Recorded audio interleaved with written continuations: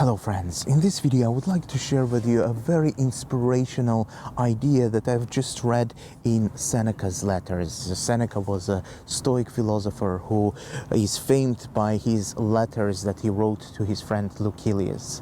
In those letters he instructs his friend on many topics, from how to read books to how to remain calm in difficult situation, or how to prepare for death so your life is meaningful. So all of his letters are incredibly interesting, but there is one letter that I've been reading right now today that inspired me in particular. There are some other members people who are going to get into the shot. This letter is number 41 and it's called God Dwells Within Us. And I would like to share some of the sentences and ideas and tell you a little bit why it inspired me so much. In his 41st letter, Seneca tells to Lucilius, he praises him. He says, "You're doing a great job because you spent a lot of time trying to make your mind excellent without praying to gods, without putting your hopes in superficial or supernatural things, because the true divinity, to the true God, is always with us." He says that the excellence of the mind that we can achieve is a wish that we can grant to ourselves, that it doesn't lie anywhere else. However we treat that spirit, so does the spirit treat us. So there are two great ideas here, two things that really inspired me. First of all, he says that God is not only found in beautiful cathedrals like this, but it is everywhere, and especially it is within our soul.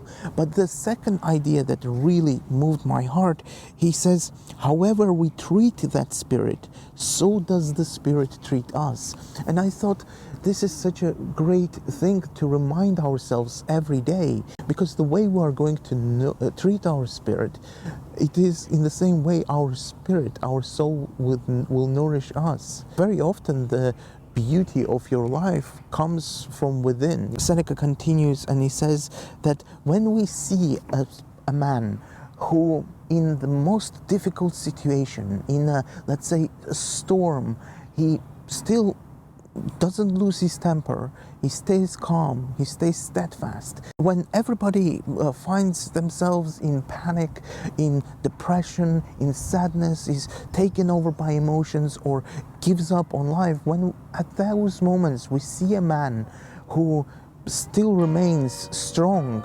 calm and determined, we look at that person and we say, this man has something divine in himself, something extraordinary, something that goes beyond this material world. And I've met not many, it's very rare to meet people like that, but once you meet people of this kind, you never forget them. Seneca continues and he says, and he asks a question, he says okay, what makes a great man? A great man that we just described, a man in whom we see the divine. He says that a man like this is born when he shines with good that is his own. I thought that this is a really beautiful idea. Essentially, he says that what makes us great is something that cannot be taken away from us. He continues and he says that when you strip a person who is wearing good clothes, jewelry, all sorts of embellishment, when you strip out the person, you see that often there is no substance underneath, that he's embellished, he's gilded by all the gold and wealth, but deep inside he has nothing. Whilst there are people who have absolutely nothing, like in terms of they are poor, they live in poverty, but they have the strength of the soul. And it is this kind of people that we admire. Personally, to me, I notice this divine when I look at the paintings of the Renaissance period. I know this might sound cliche, but when you look at the works of Michelangelo, Ghirlandaio, even Cimabue or Giotto, you're just wondering, this work of art comes from somewhere else, somewhere from divine, out of this planet. Personally, to me, I see and witness the divine in great works of art. The last thing that I would like to read out to you, it comes to people who gild themselves with beauty and wealth. He says, "The tamed lion with his gold-encrusted mane, harried into submission and loaded down with trinkets, is goaded on by his handlers. How different is the spring of the wild lion, whose spirit is unbroken." Then he says, "No one should glory except in what is his own." I thought this is so beautiful, the example of the wild lion and the example of the lion that is gilded by the things that make him unnatural. I would like to finish this video by saying that Seneca writes and quotes Virgil and Virgil's Aeneid. He says that every good man, in every good man resides a god.